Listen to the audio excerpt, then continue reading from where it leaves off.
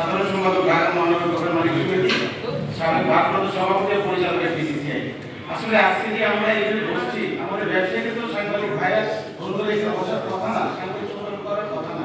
কেন আজকে আমাদের দোকানপাট ব্যবসা বাণিজ্য ছেড়ে এখানে বসার কারণটা হচ্ছে আমাদের উপর যে একটা প্রেশার আসছে, যে জুলুম একরকম আমাদের উপর চাপিয়ে দেওয়া হয়েছে।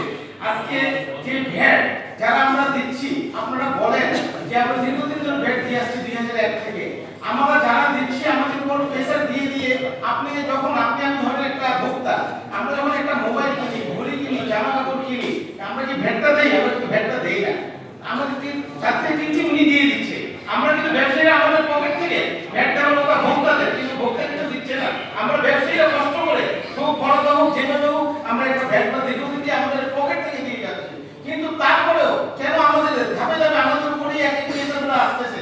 আমরা 142 টাকা দিলাম ভোট চলে, এখন ভোট মাসে আমাদের থেকে 4000, 5000, 20000 এইভাবে নিয়ে যাচ্ছে আমার থেকে, তাও আমাদের পকেট থেকে দিচ্ছে। আমাদের ব্যবসা হোক না হোক, সামনে মাহের